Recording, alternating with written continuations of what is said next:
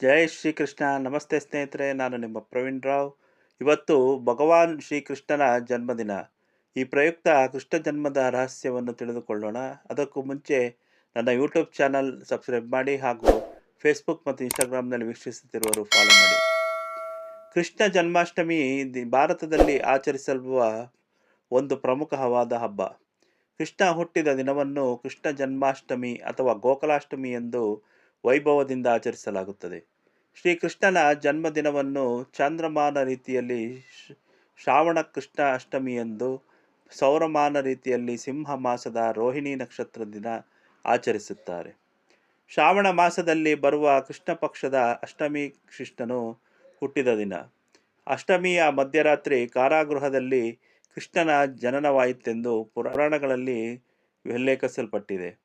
ಮಥುರಾ ಕೃಷ್ಣನ ಜನ್ಮಸ್ಥಳ. ಕೃಷ್ಣನು ಹುಟ್ಟಿದೊಡನೆ ತಂದೆ ವಾಸುದೇವ ಅವನನ್ನು ಸೋದರ ಮಾವನಾದ ಕಂಸನಿಗೆ ತಿಳಿಯದಂತೆ ಗೋಕುಲಕ್ಕೆ ಕರೆದೊಯ್ಯುತ್ತಾನೆ.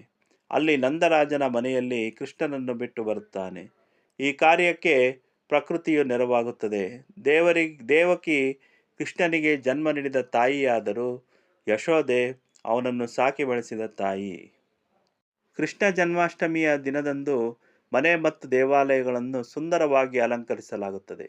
ಕೃಷ್ಣನ ಪುಟ್ಟ ಪುಟ್ಟ ಹೆಜ್ಜೆಗಳನ್ನು ರಂಗೋಲಿಯಲ್ಲಿ ಬರೆದು ಸಂಭ್ರಮಿಸಲಾಗುತ್ತದೆ. ಕೃಷ್ಣನ ವಿಗ್ರಹಗಳನ್ನು ವಿಧ ವಿಧವಾಗಿ ಅಲಂಕರಿಸಿ ಬಗೆ ಬಗೆಯ ತಿಂಡಿಯನ್ನು ಮಾಡಿ ಬಾಲಕೃಷ್ಣನನ್ನು ಪೂಜಿಸಲಾಗುತ್ತದೆ. ಕೆಲವು ಕಡೆ ಮಧ್ಯರಾತ್ರಿಯವರೆಗೂ ಉಪವಾಸವಿದ್ದು ನಂತರ ಆಹಾರ ಸ್ವೀಕರಿಸುವ ಸಂಪ್ರದಾಯವಿದೆ. ಉಡುಪಿಯಲ್ಲಿ ಈ ದಿನದಂದು ವಿಶೇಷ ಪೂಜೆಗಳನ್ನು ನಡೆಸಲಾಗುತ್ತದೆ. ಕಂಸ ತಂದೆ ಉಗ್ರಸೇನನನ್ನು ಬಂಧನದಲ್ಲಿಟ್ಟು ತಾನು ರಾಜನಾಗಿದ್ದನು. ನಂತರ ತನ್ನ ಪ್ರೀತಿ ಪಾತ್ರಳಾದ ತಂಗಿ ದೇವಕಿಗೆ ಮದುವೆ ಮಾಡುತ್ತಾನೆ. ಅಣ್ಣ ಕಂಸನು ದೇವಕಿ ವಾಸುದೇವರ ಮದುವೆಯಾದ ಮೇಲೆ ಅವಳನ್ನು ಗಂಡನ ಮನೆಗೆ ಕರೆದೊಯ್ಯುತ್ತಿದ್ದಾಗ ಮಾರ್ಗ ಮಧ್ಯದಲ್ಲಿ ಅವನಿಗೊಂದು ಅಶರೀರವಾಣಿ ಕೇಳಿಸಿತು. ಅದರ ಪ್ರಕಾರ ದೇವಕಿಯ 8ನೇ ಮಗುವು ಕಂಸನ ವಧೆಯನ್ನು ಮಾಡುತ್ತದೆ ಎಂದು ನುಡಿಯಿತು.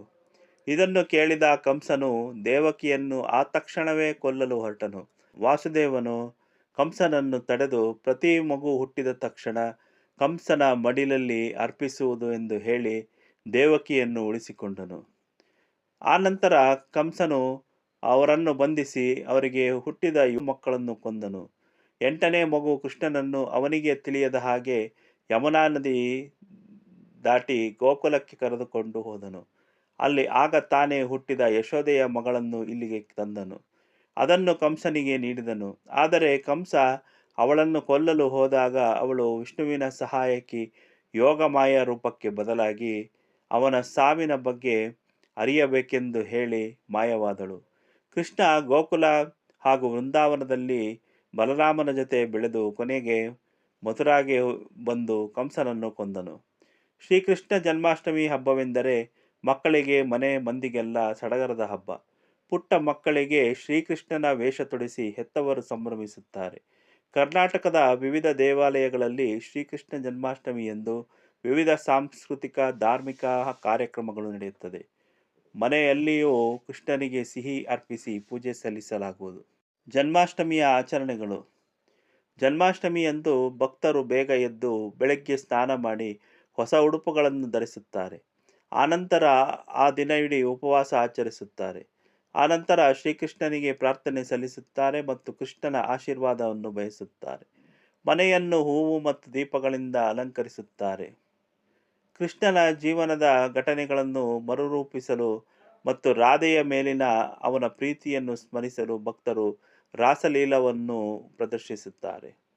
ಕೃಷ್ಣನು ಮಧ್ಯರಾತ್ರಿಯಲ್ಲಿ ಜನಿಸಿದ ಕಾರಣ ಆ ಶುಭ ಗಳಿಗೆಯಲ್ಲಿ ಬಾಲಕೃಷ್ಣನ ವಿಗ್ರಹವನ್ನು ತೊಳೆದು ತೊಟ್ಟಿಲಿನಲ್ಲಿ ಇರಿಸಲಾಗುತ್ತದೆ. ಈ ದಿನ ಬೆಣ್ಣೆಯನ್ನು ಮಡಿಕೆಯಲ್ಲಿ ಹಾಕಿ ಅದನ್ನು ಎತ್ತರದಲ್ಲಿ ಕಟ್ಟಿ ಮಡಿಕೆ ಹೊಡೆಯುವ ಆಟವನ್ನು ಹಾಗೂ ಎಣ್ಣೆಗಂಬವನ್ನು ಏರುವ ಆಟವನ್ನು ಸಹ ಆಡುತ್ತಾರೆ. ಇಷ್ಟವಾದರೆ ಲೈಕ್ ಮಾಡಿ, ಕಮೆಂಟ್ ಮಾಡಿ ಹಾಗೂ ಸಾಧ್ಯವಾದಷ್ಟು ಶೇರ್ ಮಾಡಿ. ಧನ್ಯವಾದ.